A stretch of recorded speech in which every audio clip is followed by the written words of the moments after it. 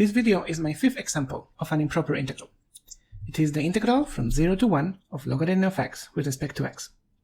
This is very different from all the previous example. It is improper, but not because the domain goes to infinity. The problem is different, and it is at 0. If you have watched the previous videos, I invite you now to pause this one, try to understand what the problem with this integral at 0 is, figure out how it should be defined, and compute it. And after that, keep watching. This is the graph of the function logarithm. And the problem in this integral is at 0. I'm trying to integrate between 0 and 1, which means I want to compute all this area, which is going to be negative, but then it is unbounded here. And that's because logarithm of 0 is not even defined. And if I look at the function close to 0, it is unbounded because there is a vertical asymptote. The first thing to notice is that I don't even know how this is defined or what it means. I only know how to define an integral for a function that is bounded. If it's unbounded, it may not even make sense. It's going to be very similar to how we define an improper integral of the other kind, when it was the domain that was unbounded. If I cut the integral at any point here, I'm going to call it c, and that's a positive number less than 1, then I can certainly compute this area. This is well defined, the integral from c to 1 of logarithm, because the function ln is continuous on the interval from c to 1, including the endpoints, so we know it's integrable. So for every value of c, this is going to be a number. And then what we can do is take this value of c and make it smaller and smaller approaching 0. In other words, I can take the limit as c approaches 0 on the right, in this case, of this quantity. And this is how I'm going to define what this integral means. So first, compute the integral up to c, and then take the limit. We can do that. Now, I need to find an antiderivative for ln x. This is not an elementary one, it's not obvious. The best way to do it is using integration by parts. I'm not going to do the details, but I invite you to pause this and do the integration by parts, and after doing that you will get an antiderivative, which will probably be x ln x minus x. Then we need to evaluate at 1 minus evaluate at c. Let's do that. Some of these parts are easy.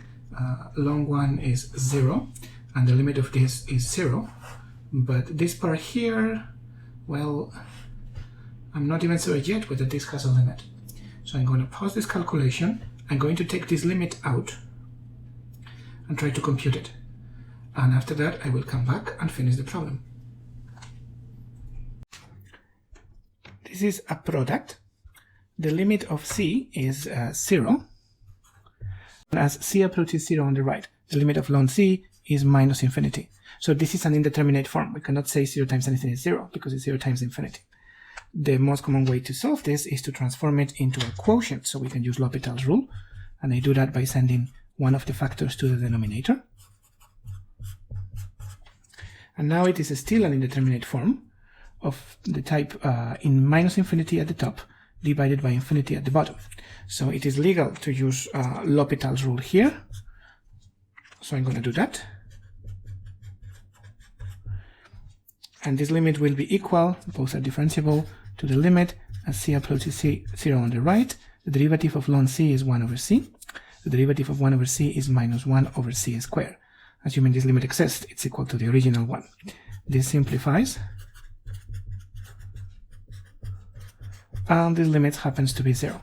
Okay, so the limit was 0 after all, but I had to go through all this to figure out that it was 0. So now I can go back to the previous question and finish it.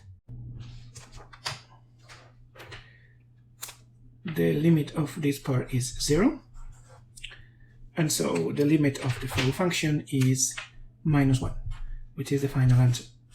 We knew it had to be negative because this is area under the axis, and the value of this whole area going to the unbounded part is 1. And this is the value we assign to this improper integral. But we can use the same idea to make sense of any other integral of a function like this one, which is continuous on an interval that is missing one of the endpoints where the function has a vertical asymptote. Let's do that. This type of improper integral is sometimes called type 2 in some books, although I don't really care about the name. here is the general definition.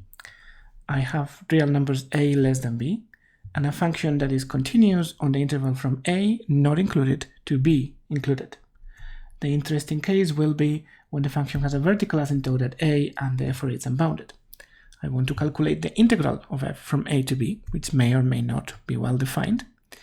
And what we do is first we integrate from an intermediate point c to b, c is between a and b, and then we take the limit of that integral as c approaches a on the right.